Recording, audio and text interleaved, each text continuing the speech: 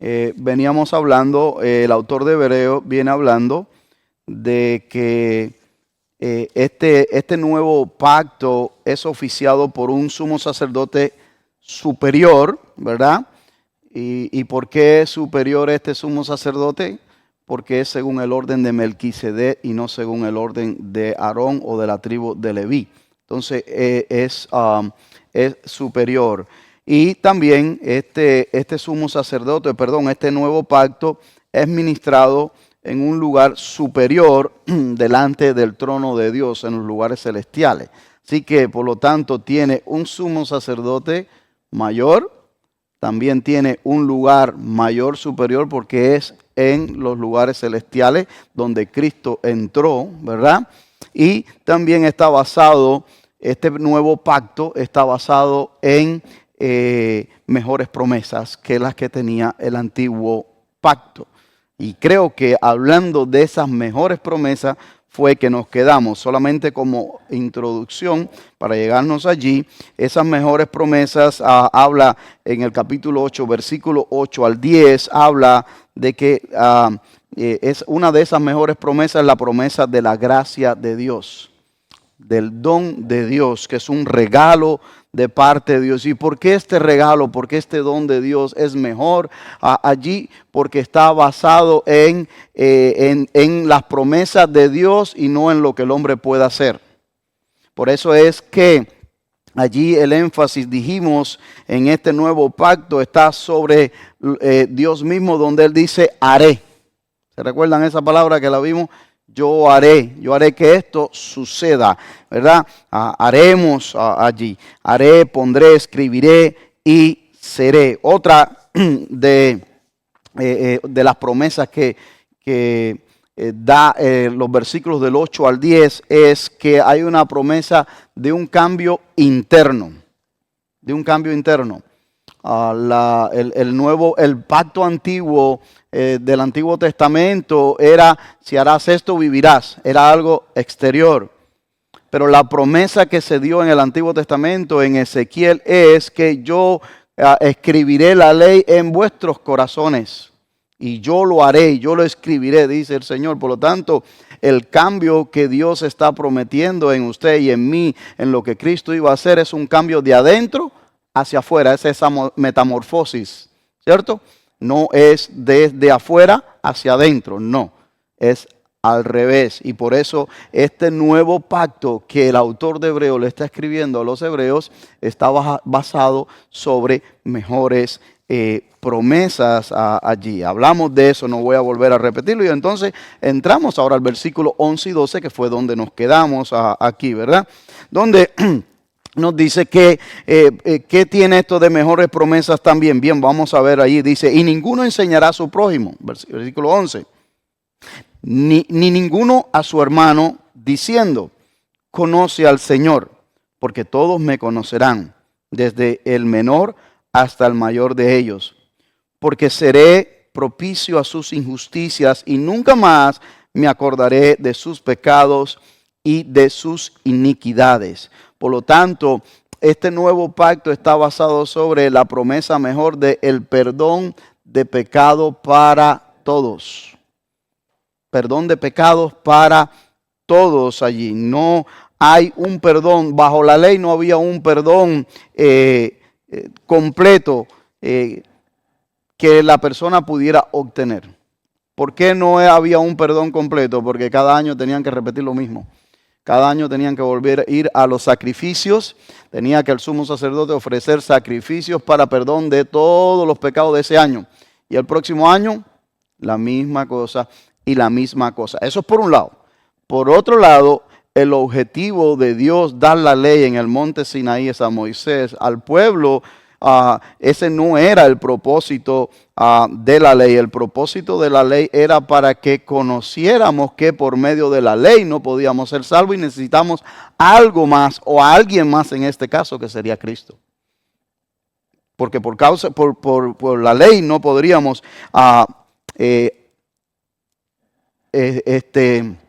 ser salvos o agradar a Dios completamente. Mire, cuando Pablo le habla a los romanos, en el libro de los Romanos, capítulo 3, versículos 20 y 22. Esto es lo que Pablo dice en observancia también con las cuestiones de la ley. Y dice Pablo allí en el versículo 20, ya que por las obras de la ley ningún ser humano será justificado delante de Dios. Porque por medio de la ley es el conocimiento del pecado. Pero ahora, aparte de la ley, se ha manifestado la justicia de Dios.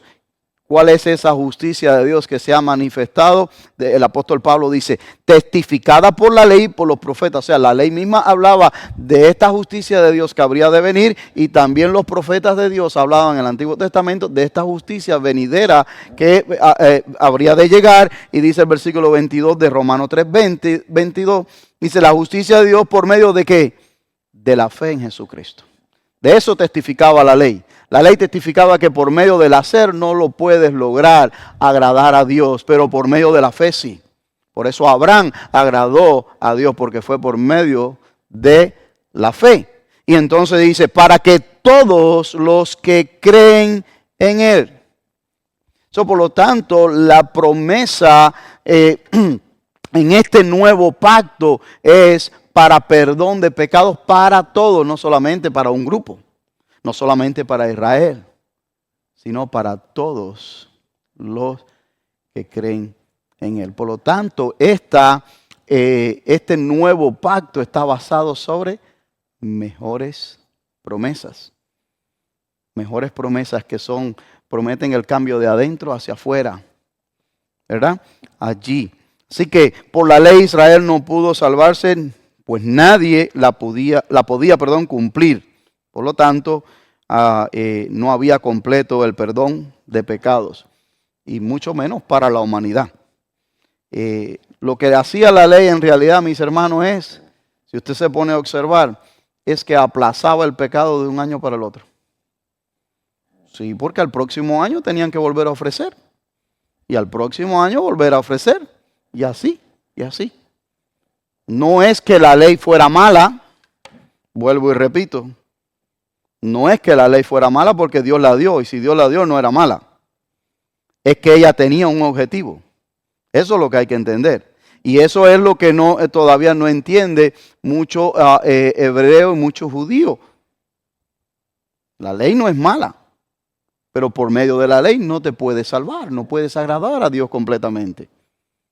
La ley era un ayo, la ley apuntaba a algo superior, a algo mejor. Y eso mejor el apóstol Pablo lo revela y se lo dice a los hermanos en Roma, ¿verdad? Por medio del Espíritu Santo allí.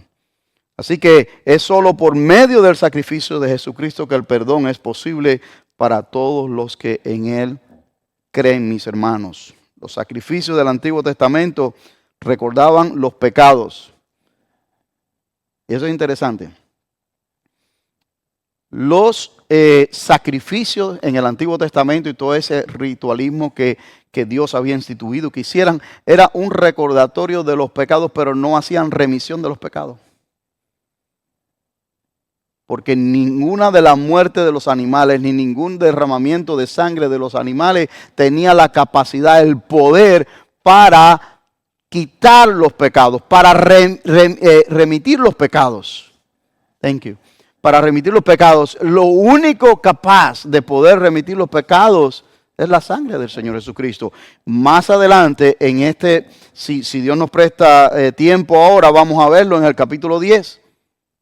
En el capítulo 10, los versículos 1 al 3, se los puedo adelantar, que está ahí, y dice, porque la ley teniendo la sombra de los bienes venideros, no la imagen misma de las cosas, nunca puede, por los mismos sacrificios que se ofrecen continuamente cada año, hacer perfectos a los que se acercan. De otra manera, cesarían de ofrecerse. Por eso es que son anuales, ¿verdad? O se hacían anuales allí. Pues los que tributaban este culto, limpios una vez, no tendrían ya más conciencia de pecado.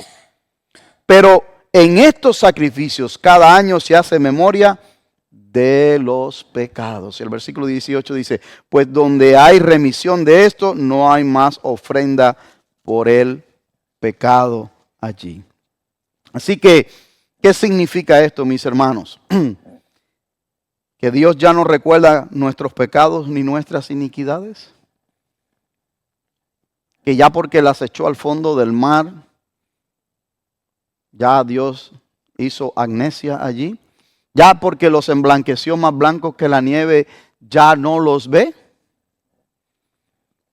¿Dejará Dios de recordar o saber lo que hicimos? No. Eso es lo que es el perdón. Es exactamente eso. Ya no los toma en nuestra cuenta, ya no los hace contrario a nuestra cuenta. Ya no. Significa que ya no los guarda en nuestra contra. Si son emblanquecidos, la sangre de Cristo nos limpia constantemente de pecado. Eso es un acto continuo delante de la presencia de Dios. Pero Dios no tiene amnesia. Él lo sabe todo. Ahora, lo que no lo toma en tu cuenta, ni en contra suya, ni en contra mía. Pero ¿por qué no lo toma en contra suya, ni en contra mía? No lo toma en contra suya, ni en contra mía, porque ve la sangre de Jesucristo, su Hijo, sobre nosotros, como fue allá en el pasado, en la Pascua, que pasó por encima y no lo tomó en cuenta. ¿Serían aquellos pecadores o no, igual que usted y yo? Claro que sí, pero pasó por encima, no lo tomó en cuenta. Así es con nosotros. No porque seamos buenos, no porque lo merezcamos. Cuando un ser humano entiende realmente lo que Cristo hizo y hace por nosotros, hermano, nunca podrá vivir de otra manera que no sea agradecido a Él toda la vida, sirviéndole lo mejor que pueda. Eso no es fanatismo religioso. Eso es una vida, un estilo de vida que uno ha escogido voluntariamente. Tan sencillo como eso. De verdad que sí, mis hermanos. Algunas personas dicen, perdono pero no olvido. Y eso es verdad. Eso es verdad porque no lo vas a olvidar. O sea, hermano, no lo vas a olvidar. Pero cuando perdonas de verdad, no se lo vas a tomar en cuenta contrario a la persona. Eso es diferente. ¿Por qué? Porque, vaya, a menos que Dios haga así, haga un erase en tu cabeza y diga, ya no te acuerdas más de eso. Bueno, Dios lo puede hacer. Pero no, porque usted se acuerda de las cosas, pero cuando lo recuerda, ya no está ese dolor aquí porque ya no está en su contra. Ese es el verdadero perdón. Ese es el verdadero perdón, mis queridos hermanos, ¿ok? Otra cosa que está en el versículo 13 del capítulo 8 que estamos, perdón, el capítulo 8, que es y es el último versículo del capítulo 8 allí. Dice allí el versículo 13. Al decir nuevo pacto, ha dado por viejo al primero. Y lo que se da por viejo y se envejece, está próximo a desaparecer. ¿Cuál es la otra promesa? Que este pacto nuevo está basado sobre mejores promesas, sobre la promesa de bendición eterna. Sobre la promesa de bendición eterna. Fíjense, hermano, cuando esta carta de Hebreos fue escrita y fue enviada a estos hermanos hebreos para que se leyera, ustedes se recuerdan, ¿verdad? El propósito de esta carta. Ellos estaban allí un poco ambivalentes, querían como que medio que regresar al judaísmo de nuevo. O sea, aceptaban a Yeshua como el Mesías, aceptaban esto, pero también no querían olvidarse el sábado, también querían la circuncisión y estaban ahí, ¿verdad? Y como que estaban peleando dentro de sí mismo con la carne y el espíritu de que, ¿ve? Porque es difícil detach eso, es una obra sobrenatural nada de Dios que lo hace. Cuando el autor de Hebreo escribe esto y envía esta carta,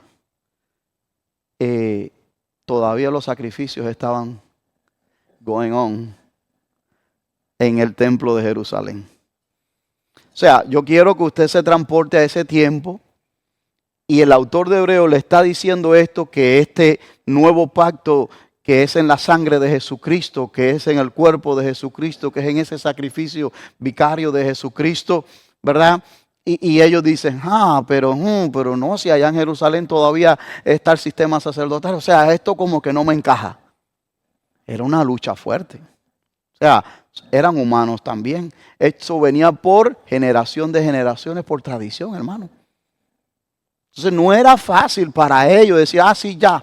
Es más fácil para los gentiles que no tenían eso, pero para ellos era muy difícil. Era muy difícil allí, mis hermanos, el poderse desligar completamente de ellos. Ellos lo que pensarían de los cristianos, estos cristianos están medios locos o están mal de la cabeza o algo ha pasado con ellos porque todavía los sacrificios están aquí andando. Esto viene andando. Lo único que ellos no sabían y no estaban conscientes es de lo que el Señor Jesucristo había dicho, que lo tildaron de loco, donde Él dijo que no iba a quedar piedra sobre piedra. Ellos no habían todavía visualizado aquella profecía. Porque el año 70 todavía no llegaba. Donde vino la destrucción del templo y vino también la destrucción de Jerusalén y ellos fueron esparcidos. Eso no pasaba todavía. Entonces el sistema sacerdotal y sacrificial seguían dando. Entonces era muy difícil para ellos meterse en la cabeza de que este nuevo pacto en la cruz del Calvario, había un sacrificio que ascendió a los cielos y ahora nos ha dado mejores promesas, pero acá tenemos este otro santuario. Visualice usted eso, es difícil para ellos. Ahora, para usted y para mí, que estamos de este lado acá del océano, que somos gentiles, que no estuvimos atados a eso, pues es más fácil que aceptemos por fe lo que la palabra nos dice, pero para ellos, a la hora de uno juzgar, no debe ser severo en ese sentido, porque no le era fácil. Ahora, Dios le podía abrir el entendimiento, por supuesto, allí. Pero mira lo que dice Oseas capítulo 3, versículos 4 y 5.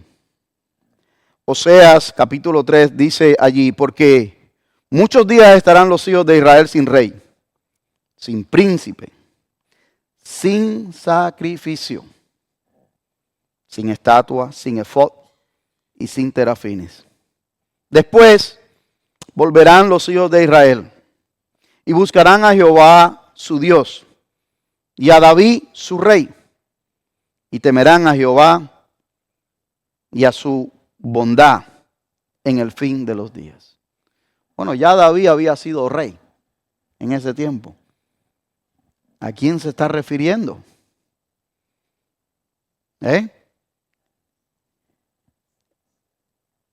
Exactamente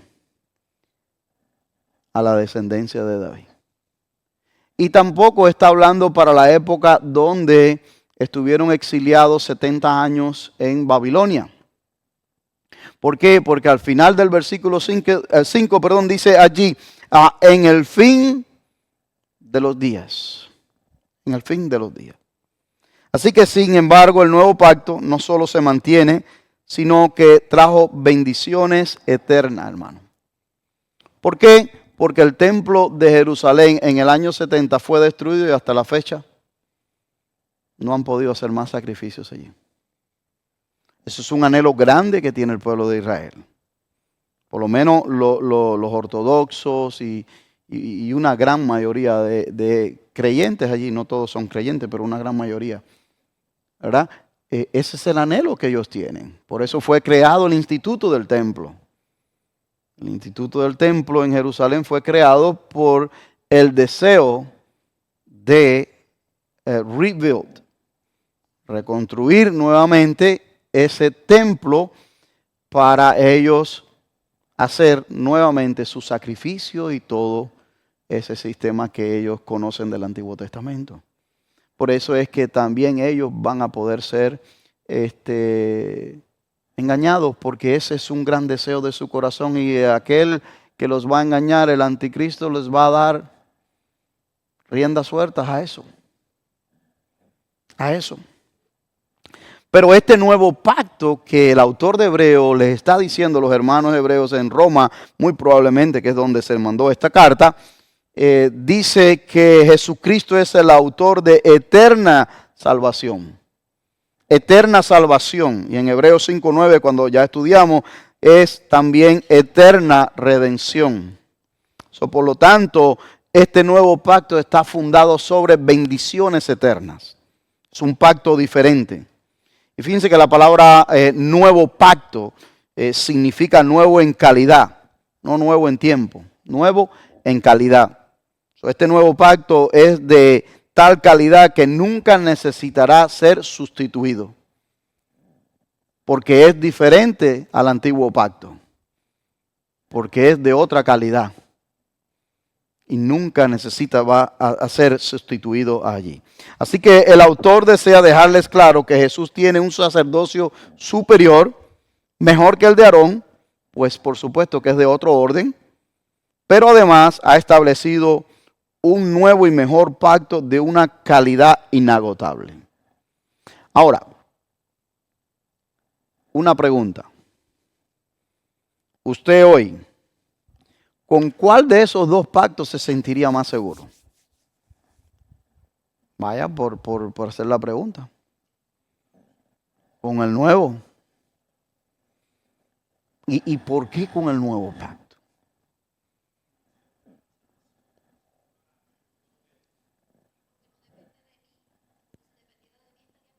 Estaríamos lo mismo del antiguo, ¿verdad?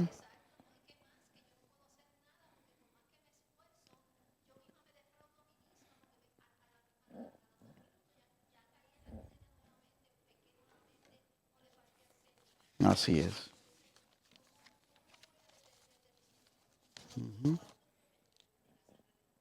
Amén.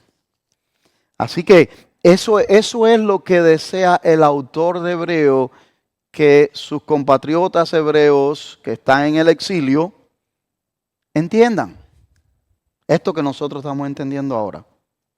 Esto que estamos leyendo, lo mismo que ellos leyeron. Lo que ellos lo leyeron en un rollo, nosotros lo tenemos capítulo y versículo. Pero ellos lo leyeron una carta. Y esto es lo que él desea, que ellos entiendan que, hey, esto es mucho mejor. Y él les hace esos comparativos. Y ahora en el 9 va a haber unos contrastes. Hermano Rafael.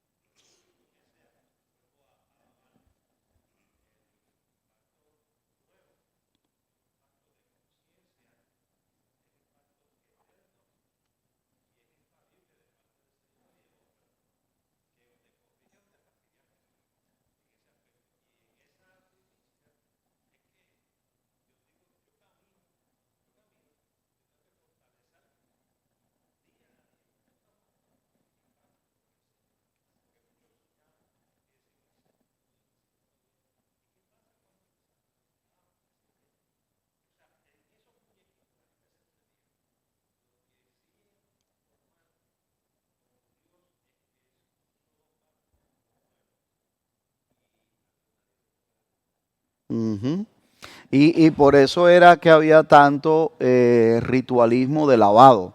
Por eso cuando vimos allá en la parte de Qur'án, ¿verdad? Todos los descubrimientos que hicieron, cómo habían de posetas y piscinas que eran para los rituales de lavamiento, para diferentes cosas que ellos hacían. Entonces era ese sistema de lavado, pero era un lavado ritualista, porque donde hay que lavarse es aquí adentro. Como dijo el hermano Rafael, es de conciencia ahora, es aquí adentro. Por eso es que este pacto está basado sobre mejores promesas, porque es de adentro hacia afuera, no de afuera hacia adentro. Amén. Ahora, vamos a seguir ahí, así mismo alineadito en el capítulo 9, porque eso sigue, eso continúa allí, ¿verdad? Él introdujo el concepto de un mejor santuario, ¿verdad? Y nosotros especulamos un poquito acerca de aquello, porque en realidad no se nos dice mucho acerca de ese santuario en el cielo, ¿verdad? Sino de que a Moisés le dijo, haz todo como se te mostró.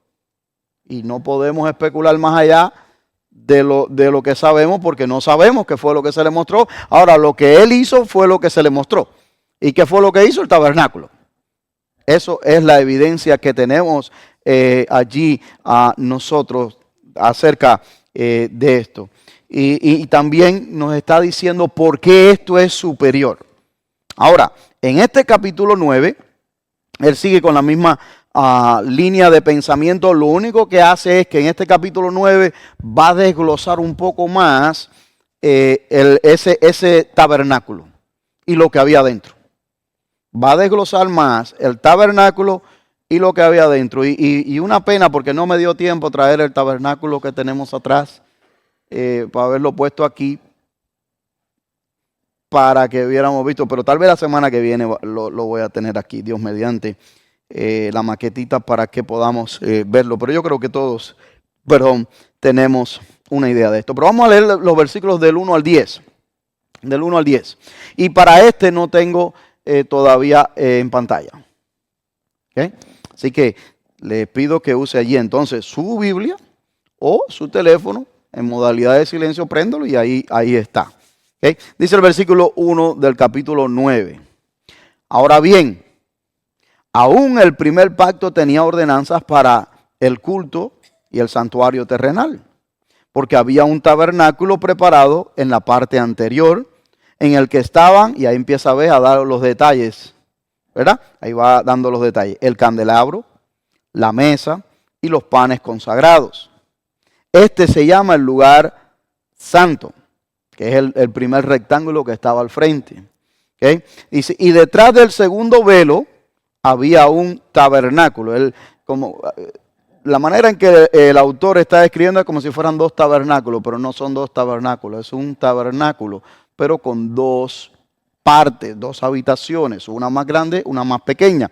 Dice allí, del segundo había un tabernáculo llamado el lugar santísimo, el cual tenía el altar de oro del incienso y el arca del pacto cubierta toda de oro, en la cual había una urna de oro que contenía el maná y la vara de Aarón que retoñó y las tablas del pacto. Estas tres cosas tenía dentro el arca allí. Sobre el arca estaban los querubines de gloria que daban sombra al propiciatorio. El propiciatorio, la tapa que cubría el arca. Esa tapa que cubría el arca era de oro macizo y los dos querubines, uno estaba en un extremo y el otro en este extremo, con sus alas así unidas y daban sombra a ese propiciatorio, porque en ese propiciatorio era donde se vertía la sangre del cordero una vez al año. ¿Okay? En esa tapa allí. Ahora, sigue diciendo, pero de estas cosas, no se puede hablar ahora en detalle. Así, preparadas estas cosas, los sacerdotes entran continuamente al primer tabernáculo, la primera habitación, ¿verdad? Para oficiar en el culto. Pero en el segundo solo entra el sumo sacerdote, que es el lugar santísimo, una vez al año, no sin llevar sangre, la cual ofrece por sí mismo y por los pecados del pueblo cometidos en ignorancia. Queriendo el Espíritu Santo dar a entender esto, que el camino al lugar santísimo aún no había sido revelado, en tanto que el primer tabernáculo permaneciera en pie. Esto es un símbolo para el tiempo presente, según el cual se presentan ofrendas y sacrificios que no pueden hacer perfecto en su conciencia al que practica ese culto, ya que tienen que ver solo con comidas y bebidas y diversos lavamientos, ordenanzas para el cuerpo impuestas hasta que el tiempo de reformar las cosas. O sea, ahí está claro. Hasta el tiempo de reformar. Ahora, debemos tener en mente, por supuesto, que estas reglas y prácticas del tabernáculo fueron dadas por Dios. Dios instruyó a Moisés que esto, el candelabro, todos estos elementos que estaban dentro de todo el lugar santo y el lugar santísimo fueron dados por Dios. Y también las prácticas de los sacrificios fueron dadas por Dios. Y si fueron dadas por Dios, no fue malo, pero tenían un objetivo. ¿Okay? Así que mientras el antiguo pacto estuvo en vigor, el ministerio de los sacerdotes era perfectamente apropiado, puesto que ¿qué? Había sido instituido por Dios. No era malo. Ahora, ¿qué era entonces lo que hacía que el tabernáculo fuera inferior al nuevo tabernáculo que él ha hablado anteriormente? Y cuando decimos nuevo tabernáculo, ¿nos referimos a qué? Cuando nos referimos a nuevo tabernáculo, en el Nuevo Testamento nos referimos a Cristo. ¿Ok? No, pero bueno, porque yo estaba diciendo así, y espérese, déjame tratar de explicarlo, porque podemos asumir otra cosa. No, es Cristo. Dios puso su tabernáculo entre nosotros, Cristo. ¿Entiendes? Así como mandó a construir a Moisés uno portable, ¿verdad? Pero literal, terrenal. Después en el Nuevo Testamento puso a Cristo. Él es Él mismo entre nosotros. Ahora, entonces, ¿qué es lo que lo hacía inferior? Bueno, ahora aquí en este capítulo 9, Él desglosa un poco más lo que había dentro, ¿verdad? Y hay 5 respuestas a esta pregunta que el autor da aquí, básicamente. Y primero, ¿qué es lo que lo hace superior? ¿Por qué el tabernáculo, Cristo es superior al tabernáculo en el Antiguo Testamento que es inferior? Es porque el del Antiguo Testamento era un tabernáculo terrenal, era un santuario terrenal. Eso es lo primero. ¿Ok? Significa que fue hecho por el hombre, que fue levantado por el hombre. Los hermanos judíos, cuando fueron a construir el tabernáculo, que Moisés dijo el plan y la visión de Dios para hacer esto, ellos comenzaron a traer cosas que les habían sido dadas en Egipto, de aquellas que les quedaron, que no las usaron para el becerro de oro. Porque para el becerro de oro también cogieron de las cosas que trajeron de Egipto. Pero le quedaron, parece, te habían traído bastante. Y empezaron a traer, y de las cosas que habrían negociado en su tiempo, porque estuvieron 40 años. Antes de esto, entonces, ellos traen y traen generosamente allí para la construcción del tabernáculo. Y Dios capacita a Bezaleel y a Aholiab con dones especiales en la artesanía, en la madera, en el oro, en la talla, todo esto, para hacer este trabajo especial allí. Y aunque en este tabernáculo terrenal que construyeron en el desierto los hijos de Israel, allá descendía la gloria de Dios, porque verdaderamente la Shekinah de Dios descendía allí en forma de nube y en fuego y consumía esa sangre encima del propiciatorio para así dar a entender a las tribus de Israel que estaban afuera esperando, ¿verdad?, que Dios había aceptado el sacrificio. Esa era la manera en que ellos entendían que Dios había aceptado el sacrificio de esa sangre vertida allí y que sus pecados habían sido perdonados allí, ¿verdad? Esto no quitaba, aparte de esa gloria que descendía allí, que era de Dios, no quitaba que había sido construido por los hombres, con materiales de aquí, de la tierra también, ¿ok? Como edificio terrenal tenía varias limitaciones. Como edificio terrenal tenía varias limitaciones. Primero, necesitaba mantenimiento y reparaciones. Cada vez que Dios le decía a Moisés, nos vamos a mover, hay que moverse. Vamos avanzando hacia Canaán. Había que levantar campamento, recoger, y los sacerdotes tenían instrucción exactamente de cómo recoger, cómo guardar, quiénes podían tocar aquello, ¿verdad? La tribu de Leví. Pero eso con el tiempo se deteriora. Así que esa es una de las limitaciones. También el tabernáculo estaba limitado a un solo lugar geográficamente. Donde lo levantaban, ahí estaba. Dios no, pero el tabernáculo sí. ¿Okay? Y otra de las limitaciones para mí que vemos aquí, que yo creo que es una de las más importantes, es que el tabernáculo tenía la limitación que solamente le fue dado para el pueblo de Israel en ese momento.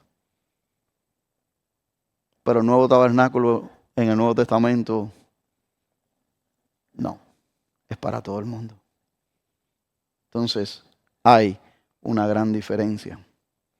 Por eso es que el autor de Hebreo dice, este nuevo pacto es mucho superior. Es más superior al antiguo pacto, completamente allí.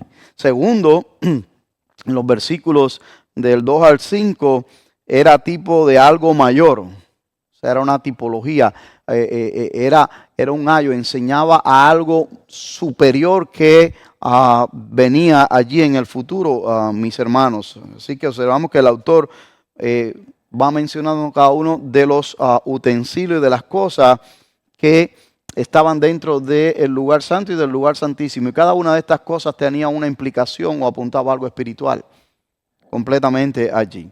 Al candelero de oro, la mesa de los panes de la propiciación, de los panes consagrados, perdón, el incenciario o el altar del incienso, y por supuesto la cortina fuerte, doble. Yo no sé si usted ha visto en Discovery, especialmente en National Geographic, que hay programas de esto de animales y eso. Y dice que una de las cueros que tenía esta cortina, que el velo que separaba el lugar santísimo del lugar santo, era de tejón. Oiga, hermano, yo he visto esos tejones allí en estos los tejones. Eso ni el diente de los leones le entra. Qué duro es esa piel de esos animales. Ahí está el detalle. Eso sobreaguantó todas estas temporadas y todo ese tiempo. Ya cuando Jesús, el velo que se desgarra, ya es en el templo que Salomón había construido, pero no deja de ser también menos fuerte, que también era fuerte allí. Pero qué tremendo eso. Yo miraba eso y entonces me venía a la mente y digo, wow, porque esos animalitos no le tienen miedo a nadie. Son tan chiquititos. Bueno, se ven ahí chiquitos. Pero ellos van a comer lo que cualquiera case. A ellos no les importa si es el león, si es un elefante. El que case algo, ellos van y se lo quitan. Y si lo pica una víbora, no le hace nada.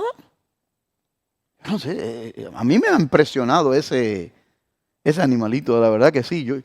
Y son y andan solos, son bravos esos. Después usted se va a acordar cuando esté viendo eso National Geographic, entonces se va a acordar. Tremendo. Pero eso era parte de lo que estaba también en este tabernáculo, los querubines allí. ¿Verdad? Ahora, pero la verdad más importante es esta. Dentro de todas las descripciones que el autor de Hebreo está dando de lo que contenía el tabernáculo allí, que todo era simbólico. Todo era simbólico. No era la realidad espiritual. Apuntaba a algo. Apuntaba a algo, todo. Lo que estaba allá adentro. Y cuando nosotros no hemos estudiado el libro de de Éxodo aquí. Nosotros estudiamos Génesis. Éxodo no lo hemos estudiado. Pero cuando se estudia Éxodo, ahí se estudia todas las dimensiones y todo lo que el tabernáculo tenía. Y cada una de esas partes apunta a Cristo sin lugar a duda. Cada una de ellas. Tal vez algún día nosotros lo estudiaremos más adelante, el libro de Éxodo acá, mis hermanos. Por eso el tabernáculo del antiguo pacto era inferior. Otra cosa que dicen los versículos 6 y 7, acuérdense que leímos del 1 al 10, es que era inaccesible para la gente. Las tribus no se reunían allí para adorar. Las tribus, cada una de las tribus tenía su lugar donde tenía que estar. ¿Verdad? 3 por acá, 3 tribus acá, 3 tribus acá, 3 tribus acá y las otras acá. Las 12 tribus distribuidas no como ellos quisieran, sino como Dios le dijo que tenían que asentar al lado del tabernáculo. El tabernáculo era el centro de la vida de Israel. Pero ellos no iban allí para adorar como iban a la sinagoga o como nosotros venimos aquí ahora. No, ellos iban allí para ofrecer, por supuesto, animales para perdón de los pecados, para los rituales, por si habían ofendido, habían hecho algo, tórtolo, esto por lo otro, ¿verdad? Y una vez al año para el perdón de los pecados. Ellos iban allí con ese objetivo, mis hermanos, pero ellos no podían entrar. Solamente en lo que es los atrios podían entrar los levitas. Y entraban todos los días al lugar santo a ofrecer, ¿verdad? Cuando había el cambio de los panes consagrados, a ofrecer el incienso, especialmente en el altar de incienso. El incienso. Queriendo hablar tan rápido, corta. Poner aceite en el candelabro. Esa era la rutina, por turnos de acuerdo a lo que les tocaba.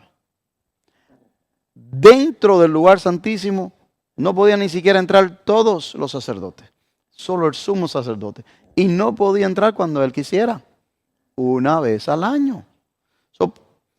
Y por supuesto con el riesgo de no salir vivo, por eso tenía las campanitas y por eso la cuerda en su pie. Por si quedaba adentro, había que calarlo, pues no se podía entrar allá. Así de santo es esa cuestión. Entonces, no era accesible para todo el pueblo. No era accesible para todo el pueblo allí, mis hermanos. ¿Okay? En cambio, lo que el autor de Hebreo nos dice, y usted y yo tenemos la experiencia, el tabernáculo celestial está abierto 24/7, 360 días. Y no solamente para los levitas o el sumo sacerdote, sino para todos los que creen en él. Entonces hay diferencia.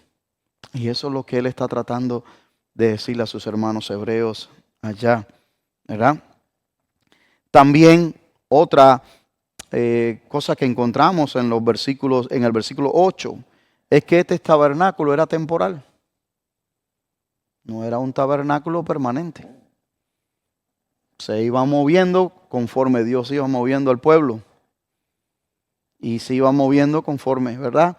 Se iban acercando a Canaán, a la conquista de Canaán. Y llegó el momento en que ya desapareció eso hasta que después vino y Dios le permitió a Salomón construir el templo. Pero es interesante que aquí en Hebreo, el autor de Hebreos no hace mención del templo salomónico. Aunque Dios lo permitió cumplir. Porque David quería hacer aquello. Dios le dijo, no lo vas a hacer tú, lo va a hacer tu hijo, etc. Pero lo que Dios mandó a construir fue ¿qué? El tabernáculo. Y el autor de Hebreo, el énfasis de él está en el tabernáculo, no en el templo salomónico. Interesante, un detalle simplemente como para uno decir, ¿y por qué será eso? Y empezar uno a buscar ahí, a volverse loco, ¿verdad? Pero bueno, eso se lo dejo a ustedes porque yo ya tengo demasiado con estar. Pero este tabernáculo fue temporal. Fue temporal. Pensemos, ¿qué es lo que había entre el pueblo y el lugar santísimo. ¿Qué es lo que había entre el pueblo? Estaba fuera situado de acuerdo al orden que le habían dicho que tenían que las tribus asentarse, y el lugar santísimo, acuérdense la descripción que él da aquí en los versículos anteriores. Estaba el lugar santo. Lo que había allí eran rituales constantemente de la tribu de Leví, de los sacerdotes entrando y saliendo a ofrecer, ¿verdad?, en turno lo que tenían que ofrecer. El candelabro, los panes, el incienso y todo esto. Esto estaba entre el pueblo porque los sacerdotes venían a ofrecer eso de parte del pueblo, de parte de las personas, a ese lugar santo, no al lugar santísimo. ¿Ok? Eso es lo que estaba entre el lugar santísimo y el pueblo acá, y era el lugar santo allí. Pero, como bien se mencionó ahorita, cuando Cristo muere en la cruz del Calvario y entrega su vida en la cruz del Calvario, ese velo se rasgó y ya la división que había se cayó, se quitó, y ya no había impedimento, ya no había nada en between entre el pueblo y el lugar santísimo. Ahora había acceso también. Qué interesante esto también, mis hermanos. Ya no es necesario los sacerdotes, ni el lugar santo, ni el lugar santísimo, porque ahora los pecadores que creen pueden llegar delante de la presencia de Dios a ese lugar santísimo, porque el lugar santísimo representa, por supuesto, la presencia de Dios, ¿verdad?, por medio de la fe en el Señor Jesucristo. Déjame decirle otro quinto aspecto de esto, que está en los versículos 9 y 10 ya. Su ministerio era externo, no interno. Todo lo que se hacía allí era externo, apuntando a algo interno, pero era externo. ¿Okay? Los sacrificios ofrecidos, la sangre aplicada al propiciatorio, por supuesto que no pudieron cambiar la conciencia del pecador, porque había que entrar aquí. Había que, como le dijo el Señor a Ezequiel allá, ¿verdad?, en la profecía de Ezequiel, yo haré un pacto nuevo con ellos, yo escribiré mi ley en sus corazones. Yo haré esto, yo haré aquello, ¿verdad? Todas las ceremonias relacionadas con el tabernáculo tenían que ver, por supuesto, con la pureza ceremonial y no con la pureza moral. Eran ordenanzas acerca de la carne que pertenecían al hombre exterior y no podían cambiar al hombre interior.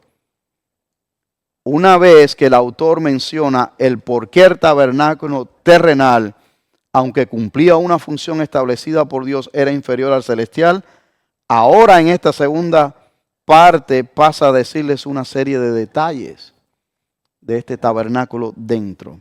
¿Okay? Ahora, es bueno que recordemos, hermanos, que no perdamos de vista que lo que el autor está haciendo, el autor de Hebreo está haciendo aquí es presentando a Jesús y su ministerio como el Mesías esperado. Algunos de ellos lo habían abrazado a Jesús como el Mesías, pero todavía no estaban completamente seguros de desvincularse completamente de lo que eran la parte de las leyes y de todo ese sistema ceremonial del Antiguo Testamento, ¿verdad? Y él está tratando no de convencerlo, porque en realidad quien convence es el Espíritu Santo, pero sí de presentarle todas las más evidencias posibles por medio de la revelación y por medio de las profecías cumplidas en Jesús y qué es lo que realmente Jesús vino a hacer, mis hermanos. Y prueba de ello es el versículo 11. Prueba de ello es el versículo 11, porque en el versículo 11 él entra y le dice allí, pero cuando Cristo apareció, ¿ve? Ahí viene él y le dice, pero como cuando Cristo apareció como sumo sacerdote de los bienes futuros, a través de un mayor y más perfecto tabernáculo, ¿ve? Tabernáculo, no hecho con manos, es decir, no de esta creación, no de esta creación, pero cuando Cristo apareció. ¿Qué es lo que deja ver esto? Esto deja ver que Dios tenía un plan y tenía un tiempo. Dios tenía un plan para que Cristo viniera y tenía un tiempo en la historia que Él había decidido cuándo Cristo iba a venir.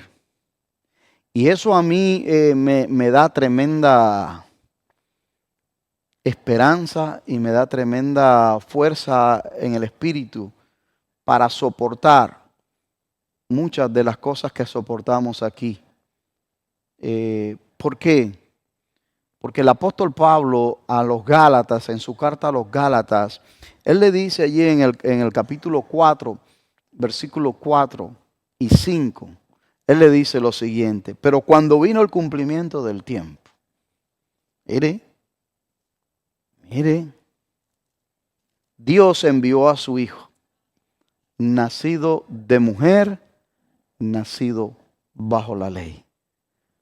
Y también dice, ¿para qué lo envió cuando llegó ese tiempo? El versículo 5 dice, para que redimiese, para que comprase, para que los hiciera suyo, para que los adquiriera, para que los liberase, para que fuesen suyos. Dice, a los que estaban bajo la ley, a fin de que recibásemos la adopción de hijos. Por lo tanto, cuando aquí el autor de Hebreo está diciendo allí en ese versículo 11 que cuando, recuérdense que le he dicho cuando veamos en la escritura la palabra pero, mire lo que viene después. Pero cuando vino, ¿verdad? Cuando apareció Cristo, o sea que Dios tenía ese plan. ¿Y qué es lo que me llena a mí de esperanza? Bueno, mi hermano, que Dios y Cristo ha hablado de esa segunda venida. Él ha hablado de eso. Y aunque creemos que está cerca y de verdad todo se ve que está bien cerca por los eventos, ¿verdad?, que nosotros vemos, a mí me fortalece y me llena de esperanza de que así como Dios tuvo un tiempo para enviar a su Hijo en su momento en la historia de la humanidad que Él creó, Él también tiene un tiempo perfecto que yo no sé cuándo es para enviar a su Hijo a levantar a su pueblo. ¿Será en nuestro tiempo? Gloria a Dios, aleluya, yo no lo sé. ¿O será más adelante? No lo sé. Pero lo que yo sí sé es que Dios tiene un tiempo.